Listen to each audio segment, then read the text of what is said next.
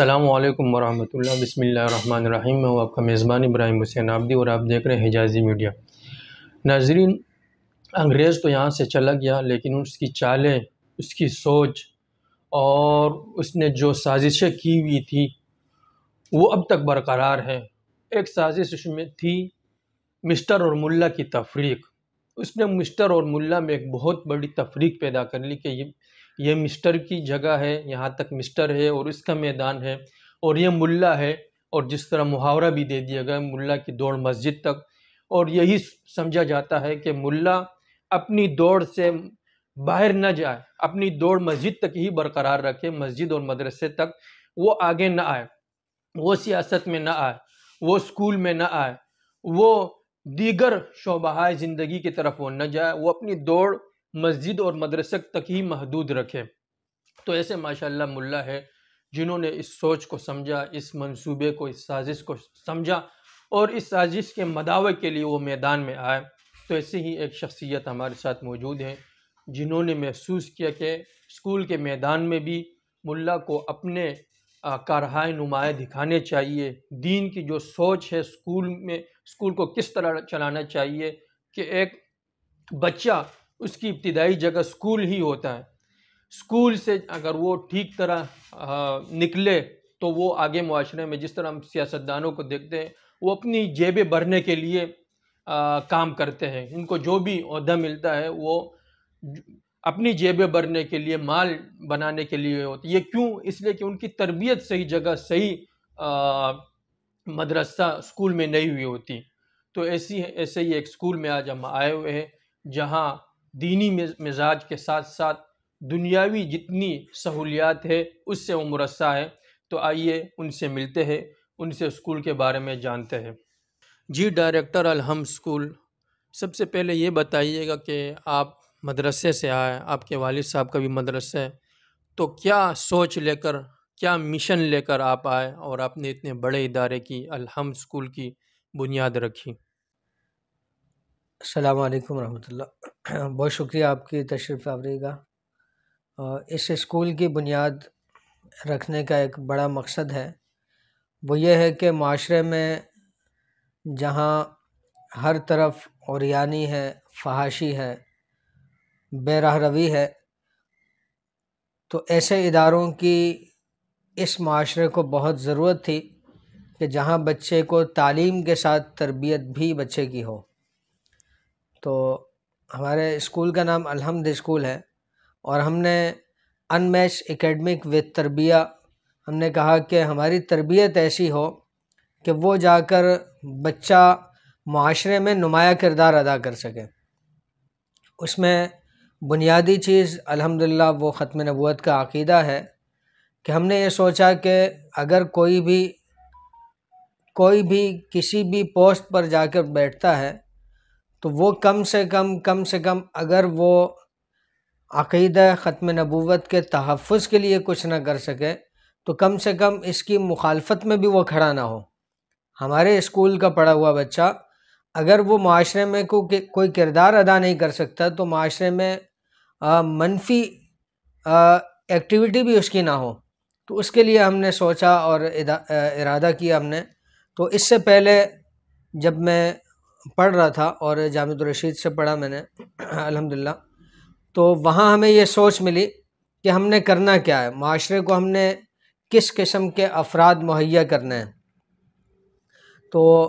پڑھائی کے ساتھ ساتھ یہاں کے اسکولوں میں، ادارے کے قرب و جوار ہمارے اس علاقے کے جو اسکول ہیں وہاں ہم نے کام شروع کیا، اور ان کاموں سے آپ بھی مخاطب ہیں، واقف ہیں اچھی طرح ماشاءاللہ بھائی مولانا ابراہیم حسین صاحب،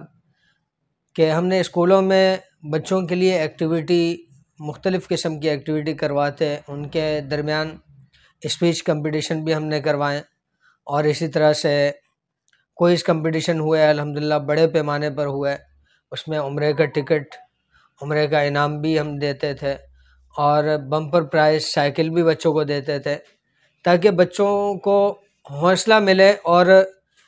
کچھ کرنے کی جستجو ہو ان کی۔ تو الحمدللہ ہم نے یہ اسکولوں میں یہ جب سرگرمی شروع کی تو ہم نے دیکھا کہ بچوں میں طلب ہے، بچوں میں بھی طلب ہے، اسکول آنر ہیں وہ بھی چاہتے ہیں کہ ہمارے اسکول میں اس قسم کے پروگرامات ہوں، تو ہم نے سوچا کہ کچھ نہ کچھ اسکولوں والوں کی کچھ نہ کچھ ہم چاہیں کہ ہم نے سوچا کہ اسکولوں میں کچھ نہ کچھ تعلیم کے اعتبار سے، تربیت کے اعتبار سے مختلف قسم کے علماء اکرام کے جو مذہبی اسکالر ہیں ان کے بیانات رکھوائے جائیں، مختلف پروگرام کروائے جائیں۔ تو ہم نے یہ سب کچھ الحمدللہ کیا، لیکن اس کے بعد جا کر ہم اس نتیجے پر پہنچے کہ جب تک کہ اپنا کوئی ادارہ نہیں بنائیں گے،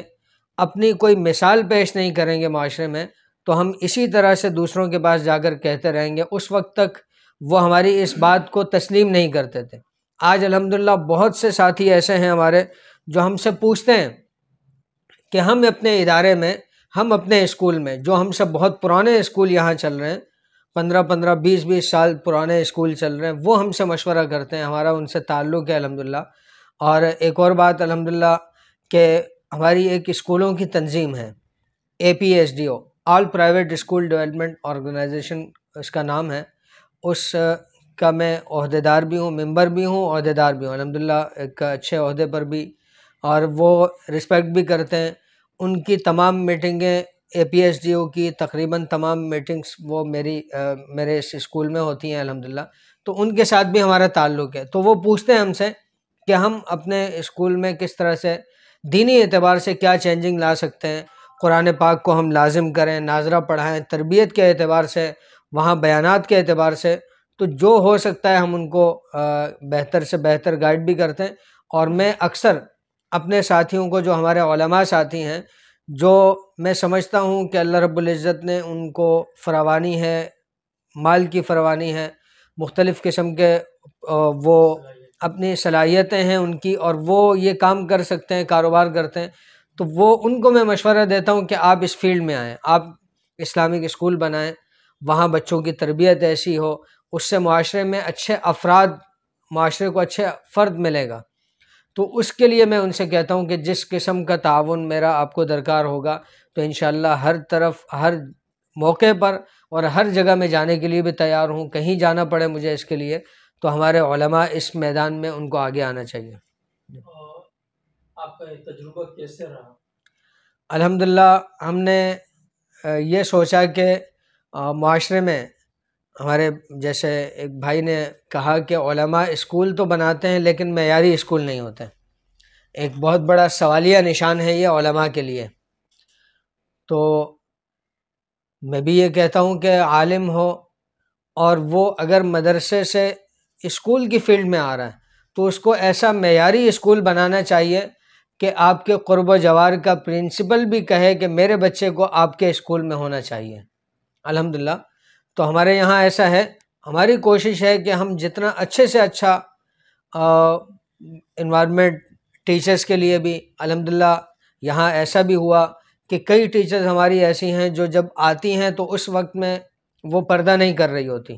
لیکن جب یہاں کے انوائرمنٹ میں آتی ہیں الحمدللہ ان کے ہاں ان کا پردہ شروع ہو جاتا ہے، ان کے گھر والے جو ہے وہ باپردہ ہونا شروع ہو جاتے ہیں الحمدللہ۔ ہمارے پاس جو بچے آتے ہیں وہ بچے جیسے انٹر ہوتے ہیں اسکول میں انہیں سلام کیا جاتا ہے، بچوں کو بیٹھ کر پانی پینے کی تلقین کی جاتی ہے کہ بیٹا 3 سانس میں پانی پینا ہے، بیٹھ کے پانی پینا ہے۔ اور میں اپنے اسٹاف سے بھی یہ کہتا ہوں کہ دیکھیں اگر آپ اس عمر میں بچے کو سنت کا عادی بنا دیں گے، بچے کو نہیں پتہ کہ یہ سنت ہے، لیکن جب وہ بڑا ہوگا اسے پتہ چلے گا کہ میں سنت پر عمل کر رہا ہوں، اسے خوشی ہوگی۔ اور جس نے آپ میں سے، میں اپنے اسٹاف سے کہتا ہوں، آپ میں سے جس نے بھی اس کو اس سنت پر لگا دیا، پوری زندگی وہ اس سنت پر عمل کرتا رہے گا، آپ کو اس کا اجر ملتا رہے گا۔ تو اس کے لیے ہم نے کوشش کی۔ تو ہم علماء سے کہتے ہیں کہ علماء تو ہیں، اس فیلڈ میں ہیں، لیکن ایسے معیاری اسکول ہونے چاہیے کہ کوئی بھی اٹھ کر کسی عالم کے کسی اسکول کی طرف انگلی نہ اٹھا سکے۔ تو الحمدللہ ایسا ہے کہ ہمارے یہاں اسکول ہیں، بہت پرانے اسکول ہیں، اور بلکہ یہاں جو فرینچائز اسکول ہیں وہ بھی یہاں پر تمام فرینچائز تقریباً الحمدللہ اسکولوں کی بڑی تعداد ہے، ان کے درمیان میں اسکول شروع کرنا اور پھر الحمدللہ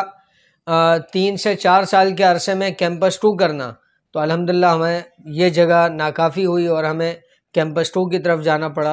اور اب الحمدللہ انشاءاللہ ارادہ ہے ہمارا کہ آنے والے 1 سے 2 سال کے اندر ہم جو ہے گلشن معمار اور نارتھ ناظم آباد کی طرف بھی جانا چاہتے ہیں. وہاں بہت بڑی تعداد لوگوں کی جو ہمیں جوائن کرنے کے لیے تیار ہیں اور اپنے بچوں کو ہمارے اسکول میں بھیجنے کے لیے تیار ہیں. تو ہمارے پاس جو بچے پڑھتے ہیں چھوٹے بچوں کو وہ یہاں داخل کرتے ہیں، پھر جب بچے بڑے ہوتے ہیں بیکن ہاؤس لے کے جانا چاہیں وہاں ان کا ایڈمیشن ہو جاتا ہے، آرمی پبلک اسکول میں ایڈمیشن ہو جاتا ہے. اسی طرح کیڈٹ کالج میں ابھی کچھ دنوں پہلے ہمارے اسکول کا بچہ حفظ کرنے والا بچہ، وہ حافظ قرآن بچہ، وہ کیڈٹ کالج میں ایڈمیشن کے لیے گیا تو اسے فوراً ایڈمیشن اس کا وہاں الحمدللہ کیڈٹ کالج مری میں اس کا ایڈمیشن ہو گیا. تو الحمدللہ تعلیم پر بھی ہم سمجھوتہ نہیں کرتے اور تربیت پر بھی ہم سمجھوتہ نہیں کرتے.